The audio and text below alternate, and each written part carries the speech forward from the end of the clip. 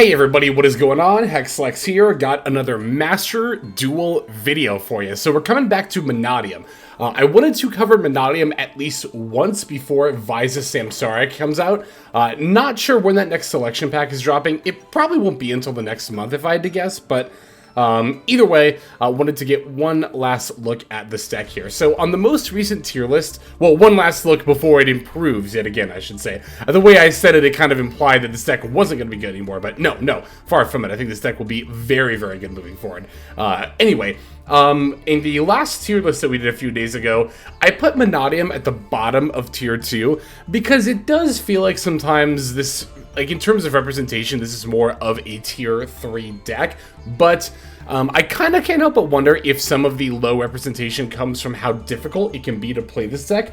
Mannadium is really interesting, right? Like, it's a deck that has combo lines, but a lot of the time you find yourself kind of doing more freeform stuff, especially when your opponent has disruption. Of course, a lot of, decks in general, their combo lines kind of play out that way, right? Where you have to pivot a little bit when your opponent has disruption, but this one especially, like, it so depends on what you open with and what you're able to search. Basically, how easily can you access VODS Starfrost? VODS Starfrost, of course, being the main character of the lore behind all these archetypes, is going to be very, very important for this deck. And the most important search that you're going to get just about any hand, if you didn't open it, is a search for VODS Starfrost, right? So it can be a little bit awkward if you say, even if you open, like, say, Rimheart and Calarium, and you activate the Calarium and the Ash Blossom that, because then that means that you don't have as easy access to VODS. Now, of course, Rimheart itself can still get you plays by itself, but even the Rimheart one-card combo line does still make use of Calarium. So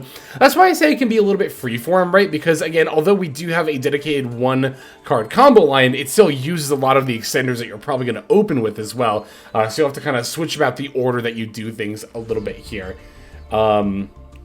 Extra deck-wise, we're still rocking Crimson Dragon. I actually like this a lot in this deck. Makes the Dissipator much more accessible. We're still playing the Excel Stardust, too, as another option to be able to go into it. But most of the time, I've been rocking the Crimson Dragon, and I think that combo line is going to be the most solid. Of course, the Crimson Dragon is used to summon out the Bestial Dissipator, because the only way to summon Dissipator without Crimson Dragon is to go into Excel Synchro Stardust, but the line where you make Crimson Dragon instead is a lot more clean, in my opinion. I'm on Sword Soul Supreme Sovereign Shengying as my other level 10 Synchro, but I think you could very easily slot in Chaos Angel. I'm always going back and forth between those two synchros in this deck, between Shengying and the Chaos Angel, right? It feels to me like either one could be correct, and I could potentially remove another extract card to make room for it. I think the most likely candidate would probably be Sprite Elf. But I do like ending on Elf and IP instead of just going for the Appaloosa. I've had people ask me about that too. They're like, why do you end on Elf IP instead of just making Apple? To truth to tell, in this deck, more so than others, there's not too much reason to do it, right? And a lot of other decks, the reason I like doing it is because you have another target besides Appaloosa to go into. But in this extra deck, we just don't have the room to put in something like Underworld Goddess on top of the Appaloosa, right? But I still like going into IP Elf, because I think the main reason I like it is because you can get your opponents to waste a lot of resources on the IP, more so than they might on the Appaloosa. Their main resource being the battle phase. This is something that I've talked about in the past, and something I definitely still very much hold true is that I think the battle phase is a very, very important resource in Yu-Gi-Oh! And one that is often overlooked. And if it's turn 1 and you make IP, Elf, and then other stuff, right? And your opponent just, like, I don't know, normal summons a monster with like 1800 attack and then moves to battle phase. I'm not even going to use like any of my disruption against that. Now, I guess if they just normal summon a battle phase, it's not normally a whole lot you can do anyway. It's not like you can omni-negate a summon with like Baron or something. But long story short, if my opponent wants to move to battle phase with a very mediocre board just to battle over IP, I'm pretty inclined to let them do so, because if they are in the battle phase and they use their battle phase to get rid of IP, it means they're not using their battle phase to win the duel that turn, which means that I'm going to have another turn, which means I am far more likely to win. So that's what I really value in IP, not just in this deck, but in general, but in this deck in particular, because we don't have another extra target for IP, that I think is the main draw of making it, as opposed to just making the Appaloosa, right? So, Yeah, still think it is definitely worth it. Although, again, I could definitely see cutting Elf for Chaos Angel to be able to play both it and Sheng Ying would also be very good. Main deck, honestly, is like super standard at this point for Mannadium. One Droll Knockbird looks a little bit weird, but not only is Droll like decent in this meta, it's mainly here as a cross-out designator target, as Droll is becoming more popular with the release of Bonfire and the card now having application against Snake Eye. It's becoming a more popular tech, which means I definitely want the ability to be able to cross it out, because Mannadium is one of those decks that does get very, very much hurt by Droll Knockbird. However, you don't have zero plays under Droll Knockbird. In fact, I'm going to show you a duel coming up here where I use Droll Knockbird to stop my opponent from drawing off Maxi and then still combo out on turn 1 and, spoiler alert, still win the duel. So, yeah, Droll Knockbird, very good against this deck, but not always a turn ender, for sure.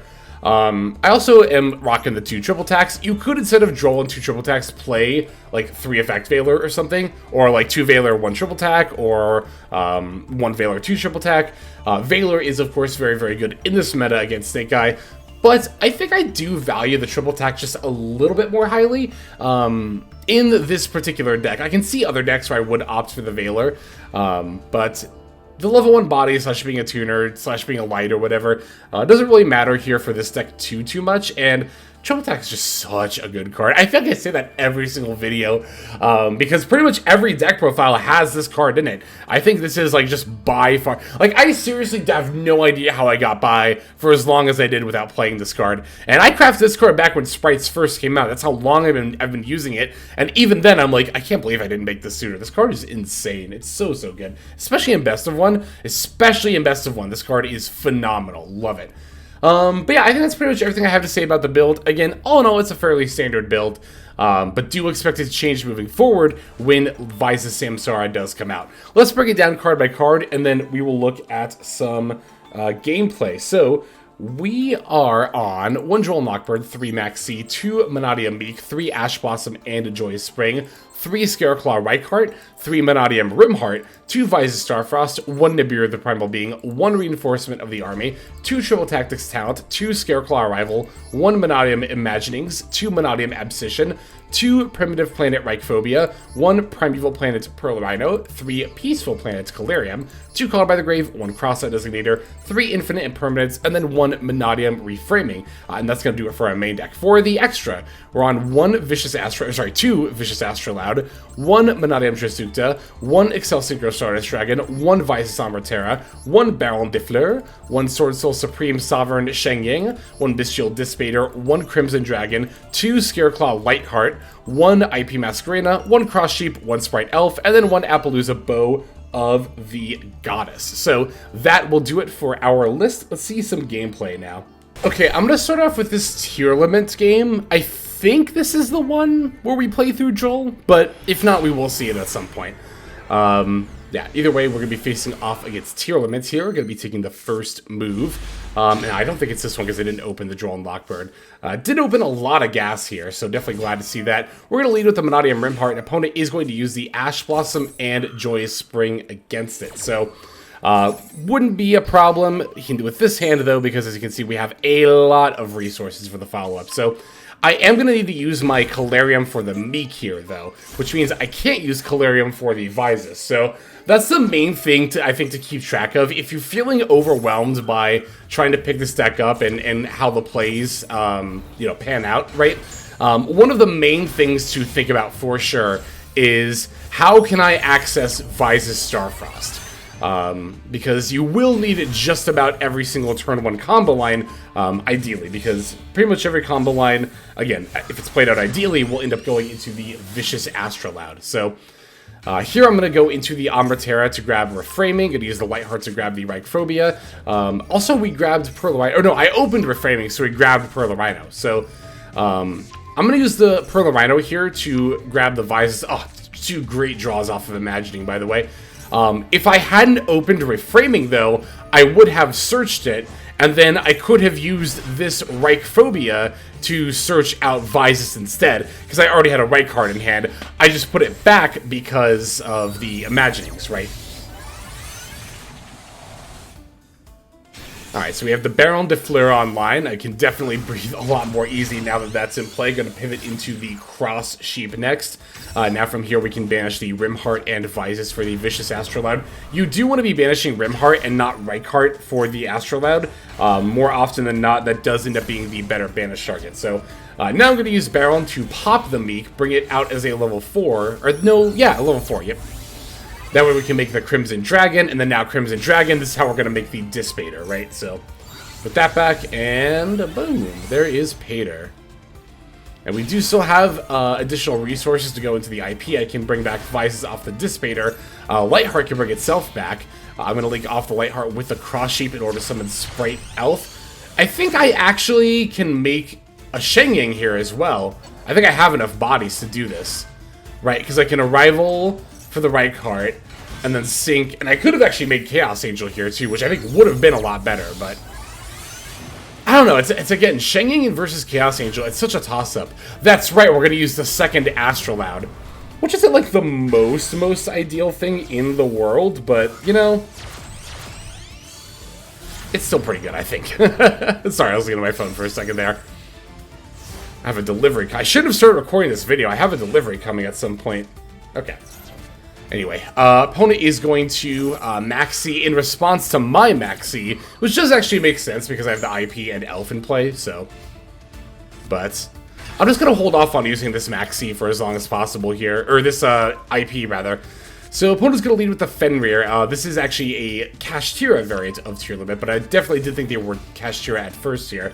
So this is exactly what I'm talking about when I see the opponent using the battle phase as a resource, right? So they rate south for the Fenrir, or, yeah, they rate south for Fenrir. I'm like, okay, Fenrir for Kashtira Unicorn.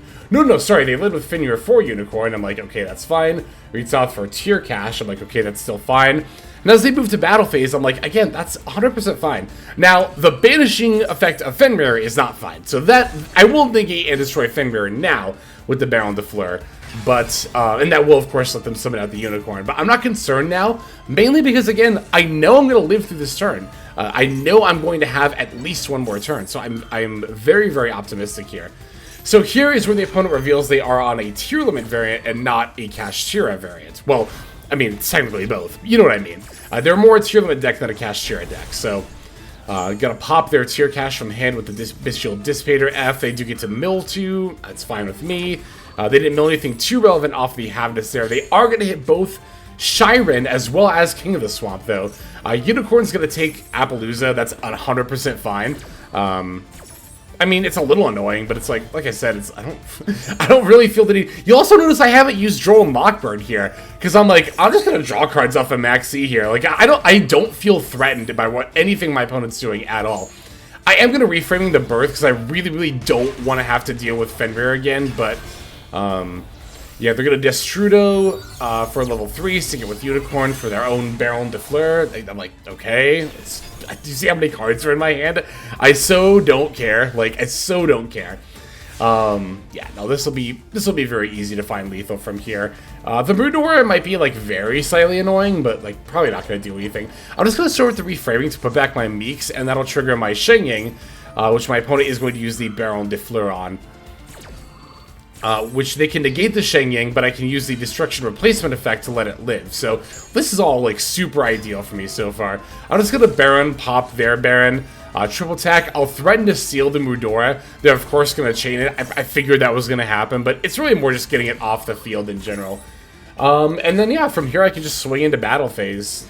I have more than enough. I mean, they Destrudoed as well, but even if they hadn't, right?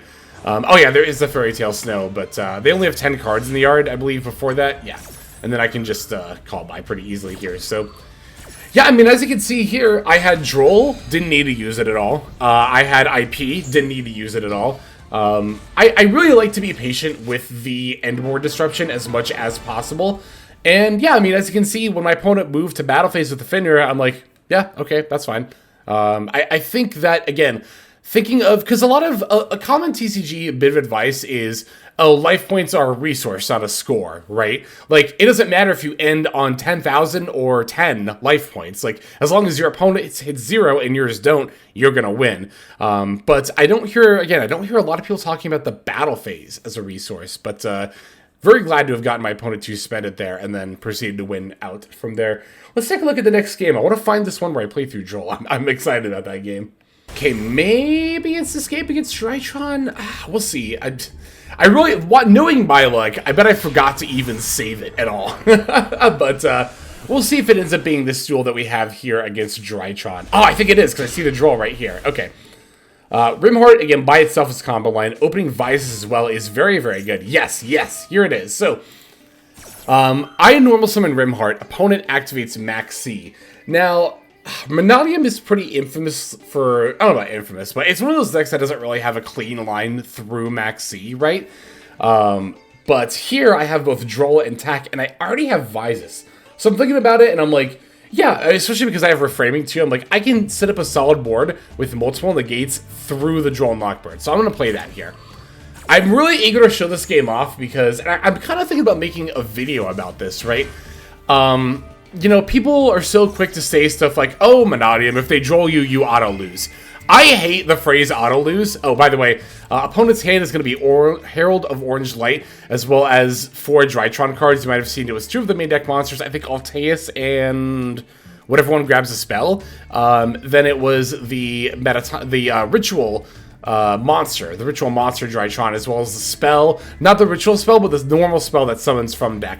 Obviously, we're going to attack and put back the Orange Herald, as it's the only card of my opponent's hand that can actually disrupt me. But... yeah, no, I'm really eager to show this game to disprove that Mannadium auto-loses under Droll. And it can obviously be pretty hand-dependent, but I'm just not a fan of the phrase auto-lose. I genuinely believe if your goal is to improve at Yu-Gi-Oh!, you need to remove auto-win and auto-lose from your vocabulary, because... I don't know. I want to make a whole video about this. Let me know if that's a video you would like to see. I had this idea the other day at work. It was like, you know, 5 or 10 phrases that are making you worse at Yu-Gi-Oh! And I think calling any situation or matchup auto-win or auto-lose is just not... You're not going to improve at Yu-Gi-Oh! With that kind of a mentality, you know? Or at the very least here, right, in this situation, there are so many players who wouldn't have even considered drawing the opponent's Maxi, and who would have just passed with, like, Rimheart up and nothing else, to not give them any draws, because, oh, I can't draw myself, I auto-lose under draw. But here, as you can see, we have Baron de Fleur and Bestial Dissipator. We're able to set both of those up, and of course, the Mannadium reframing that we opened, for a total of 3 negates for our opponent's turn. And, yeah, as they lead with their first Drron, I'm going to Dissipator and destroy it. That way it doesn't hit the field. Now they're using another Drron. Yep. Sending the Ritual. I'm going to use Baron de Fleur here. And now I already know I've won this duel. Their last card is the normal spell, which I can just reframing. I don't know if they could have actually comboed with just the normal spell and nothing else, but I'm definitely not taking any chances here. And yeah, now they literally have nothing left at all and just have to concede. So again, I think there are a lot of players out there who would not have used Droll in that situation because, again, they think to themselves, oh, Mannadium can't play through Droll. It auto-loses. But my main reason why I don't like the phrase auto-win and auto-lose is because they're not productive towards, like, advancing game states or improving your gameplay, right? It's only a limiting factor. Like you're never gonna find a line because you think of a line as auto win, or you're never going to find a line because you're like, you know what I mean? It's just like, and if a situation really is auto win or auto lose, which I don't know, some people even go so far as to say, oh, if you don't open Disruption going second, it's just auto-lose in this format. And I'm like, no, stop saying that. Because there are so many people out there who will just snap concede if they go second for that reason. And if you do that to save time, that's your own prerogative, you know. But if your goal is to improve gameplay, you should not be conceding a situation just because you believe it's auto-lose. Or, you know, again... And if a situation truly is auto-win or lose, there's not any point to putting any thought towards it because you're automatically going to win or lose, right? So, I don't know. Again, let me know if you want to see an expanded video just about that and other phrases that I don't think are conducive to being good at Yu-Gi-Oh! But let's take a look at our next duel here. Alright, so here we have a game against Cash Tira. Good old Cash Tira. They're rocking the main deck Dimensional Fissures and everything, which is, you know, definitely part of the reason why... the deck is so very good right now.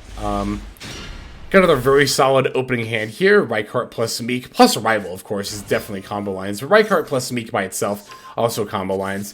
Gonna grab the other Arrival here. Not just because it's the only target, but also because, fun fact, the effect to summon back a Scareclaw or Visor Starfrost is not actually once per turn. The once per turn text on Arrival refers to the effect to protect a Scareclaw link from being destroyed by battle or card effects. But bringing stuff back, you can definitely do that multiple times per turn. And I definitely will be here. I want to say this too. This combo line, this Drron combo line in particular, but also my lines so far in this video, I think they've been fine, but I definitely am very, very rusty on this deck, so there is a very, very good chance that there are more, especially for the combo line I'm doing here, there are more optimized lines that you could be doing, but maybe not. I don't know. Again, it's been so long since I've played Mannadium. It's funny, I was going to make this my next deck that I focus on, but then we had Snake Eye get dropped on us with Poplar as a surprise, and, you know, then I was like, alright, well, we'll just do this deck instead. Alright, Dissipator bringing back the Visus, gonna use the Lightheart effect to bring itself back. I can link off Lightheart and Cross Shape for Sprite Elf. Yep, this all looks pretty familiar here. I guess I think I played this fine, honestly. We can bring back the Meek. Oh, that's right. I sync for Amratera here because I have the second Arrival in hand. Normally I wouldn't do this, but I was going to grab the counter trap here because I can use the second Arrival to grab another body and make IP anyway. But I was going to use Ash Blossom. I'm actually going to use Baron de Fleur on it.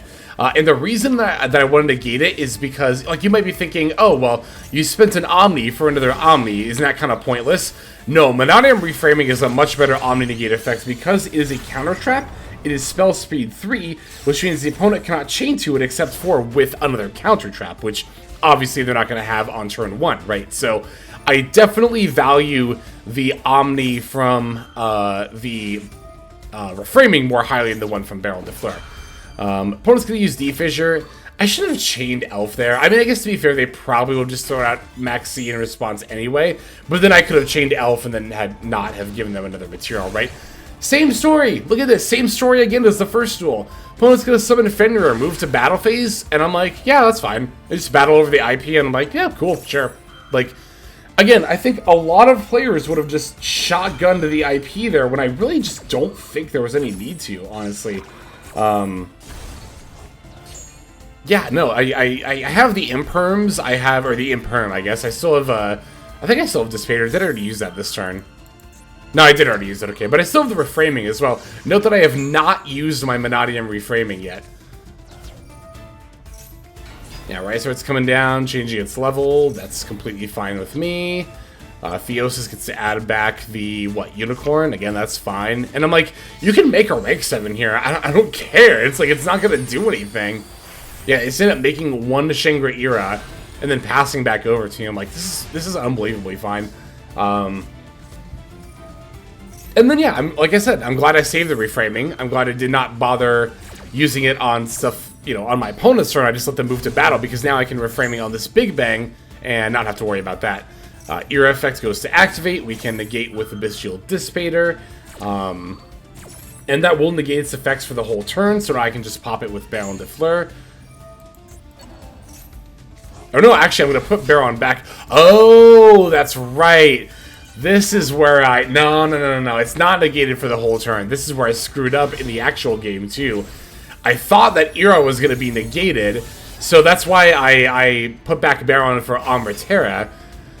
Well, the other thing, too, is I was like, oh, I can just make Baron de Fleur again with Amratera and Meek, and totally forgetting that Amratera is also a tuner. And then we waste the battle. I'm just totally throwing right here. Don't mind me. Just gonna be like, I'm just like, all right, I guess I'll make an Appaloosa and pass and hope my opponent doesn't have anything. Yeah, as Era goes to activate, we can just Apple it. I totally should have won that turn though. I'm trying to think how I could have done it. I would have had to have either negated the Era, like I said, or just like removed it without destroying it. But I don't know if I could have done that. Because Astrolaud destroys. Baron obviously destroys. Yeah, I don't know, actually. Again, this is where I can feel my lack of... my inexperience with the deck as a whole here. But yeah, I'm just going to make an Astrolaud now. Oh, but I can't use it on... I can't target the Mud Dragon. So I still don't have lethal here. I feel like I 100% threw those last couple of my turns there. But, I mean, thankfully for me, my opponent's just not going to end up having anything. So the fact that I totally threw just isn't even going to matter at all. Like, yeah, they can Rise Heart, banish Theosis, or grab back Unicorn, but, like, so. Yeah. Just going to crash here and take themselves out. Yeah, no, I know we definitely did not have optimal play there, but I think the turn 1 lines, like I was saying earlier, I think could have also had some more optimized play as well. Let's take a look at one more duel before we call the video here. Okay, our final game is going to be against a 60-card Paleo pile, which I've noticed has become much more popular since Joshua Schmidt started playing it quite a bit. It's so funny too because that's another. It's another instance of like where I don't know, the Yu-Gi-Oh community can be so weird sometimes. Like, you know that so many people who are considering Paleo to be valid in this format now that Joshua Schmidt has talked about it would have absolutely laughed out of the room anyone else before who would have tried to say the same thing, right? And I'm not saying that like, oh, it's only right because the pro player said it, haha. No, my whole thing I'm getting at here is that like, people don't give rogue decks a chance unless a pro does well with it, right? And then they're like, oh, well, yeah, it's so obvious how this deck is so good. It's like, well, yeah, now you're saying that now that the pro has already said it. But, you know, I think it's indicative. Like, a lot of people will see, you know, Joshua Schmidt doing well with 60-card Paleo and think, oh, so that means 60-card Paleo is good in this format. It's like, well, it means that, like, you can be playing rogue decks in a tier 0 format and still be doing fine. You just shouldn't have needed the Yu-Gi-Oh! Pro player to basically tell you that first. And again, the fact that, you know, people are like, oh, well, Paleo is good, is like, well, okay, no, it's like rogue decks in general are, like, better than you think is the real answer, right? Yeah, don't mind me. I just use this game, I guess, as a vehicle to rant over me bricking. Did I really brick that hard? What was my opening hand here, even? I was just not paying attention. Well, I had Rykart plus Vysis, but... Dynamiscus, yep. Oh, because they have the Elemental Burst in the graveyard. Yeah, it's like, you know... They have the rollback in the Elemental Burst. I did not think I was going to be able to play through that, so I just decided to concede. Probably a little bit early there. As much as I get on people for conceding early, I think I did it just there, too. But, yeah, in any case, I think it's going to go ahead and do it for this video. Thank you so very much for watching. Let's move now to our outro. Hey everybody, thank you so much for watching all the way to the end of the video. That means a lot to me. It's also a great way to support the channel, so thank you very much in that way as well. If you're interested in supporting the channel in other ways, like the very special patrons that I am thanking here, you can do so by checking out some of the links in the description. One of those goes to the Patreon, where you can join these fine folk and support the channel that way. I do post daily content over on Patreon, so you do get something for support there. And if you're interested, I also have a coaching tier option as well. Details again will be on Patreon in the link below. Also in the description linked below is my Twitch page where I stream a few times a week. You can go ahead and check that out, follow or subscribe over there if you ever want to catch me live. You'll also find my second YouTube channel if you feel like subscribing over there to watch some of the Twitch VODs as well as some additional non-Yu-Gi-Oh related content that I make over there. Again, any of those links you want to check out is all a great way of supporting. But again, even if you don't do that, just watching was also a fantastic way to support. And once again, I have to thank you so very much. But in any case, this is Hexlex. I'm going to be signing out, and I'm hoping you have a fantastic day.